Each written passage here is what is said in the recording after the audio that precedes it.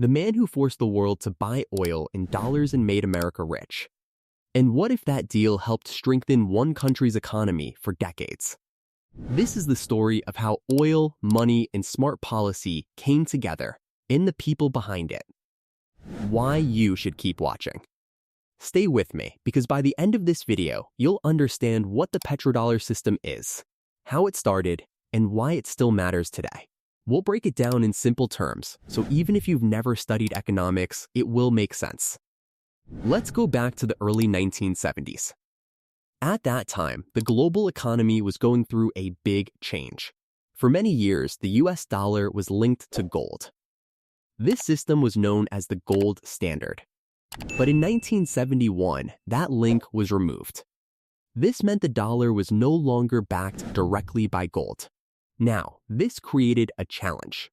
If the dollar was not tied to gold, what would give it value in the global market?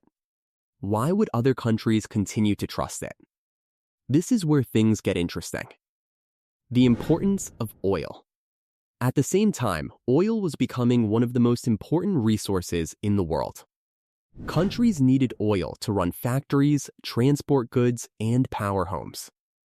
No matter where you lived, oil played a role in daily life. So, whoever had influence over oil trade had a strong position in the global economy. And one region stood out, the Middle East. Especially a country called Saudi Arabia, which had some of the largest oil reserves in the world. A key idea emerges. U.S. policymakers began thinking carefully. If oil could be priced and sold in U.S. dollars, then countries around the world would need dollars to buy oil. That would create steady demand for the dollar. And that demand could help keep the dollar strong. It sounds simple, but it required careful planning and negotiation. The agreement. In the mid-1970s, the United States and Saudi Arabia reached an important understanding. Saudi Arabia agreed to price its oil exports in U.S. dollars. In return, the U.S. offered support in different forms, including economic cooperation and security partnerships. Over time, other oil-producing countries followed a similar pattern. This system became known as the petrodollar system. It wasn't controlled by one single person, but several policymakers, diplomats, and leaders played important roles in shaping it. Think about this for a second. Something as simple as the currency used in trade can influence the whole world. Have you ever noticed how often the US dollar appears in global markets? How it worked in practice? Let's break it down with a simple example. Imagine a country that wants to buy oil. Before it can make that purchase, it needs US dollars. So, it may sell goods, services, or its own currency in exchange for dollars. Then, it uses those dollars to buy oil. This process happens again and again across many countries. As a result, demand for the dollar stays steady.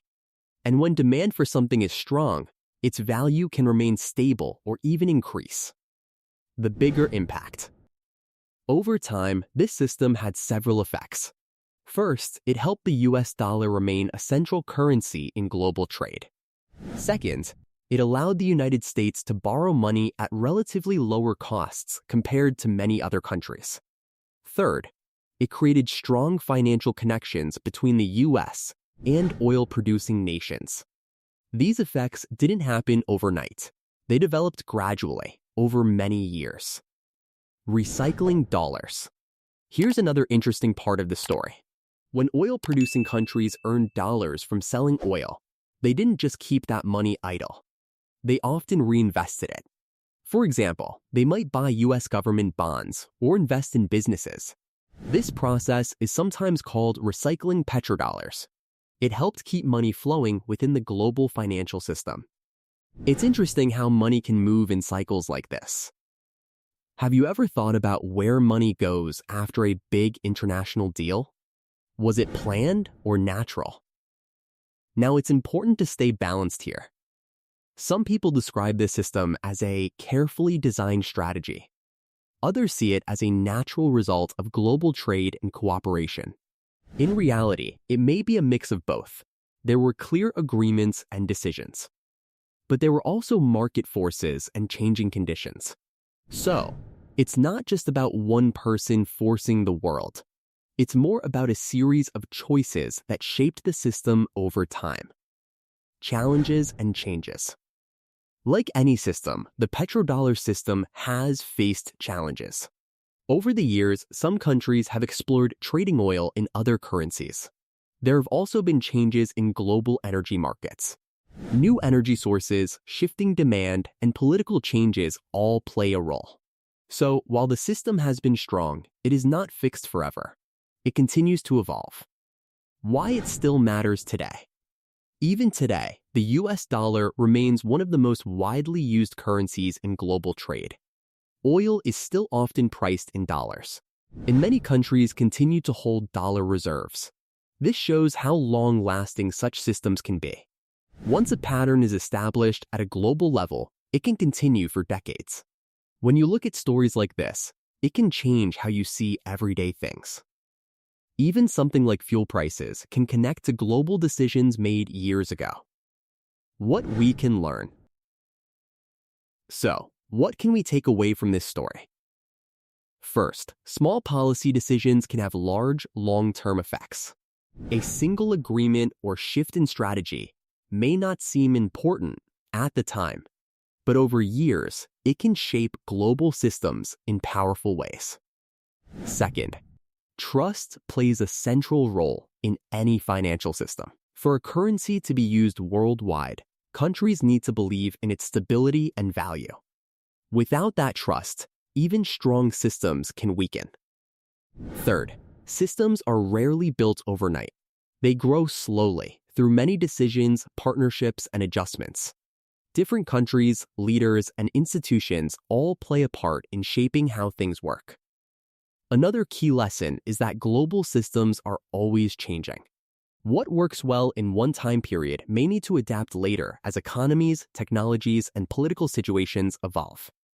Finally, this story reminds us to look beyond simple explanations.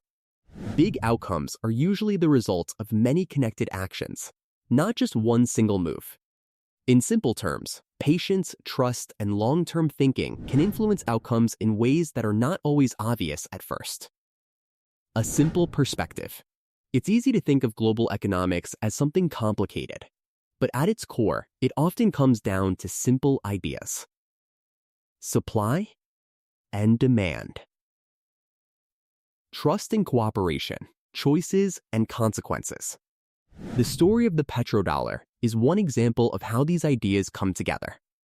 So, while no single person forced the world to buy oil in dollars, a group of decisions and agreements helped create a system that shaped the global economy. It's a reminder that sometimes the biggest changes don't come from loud actions.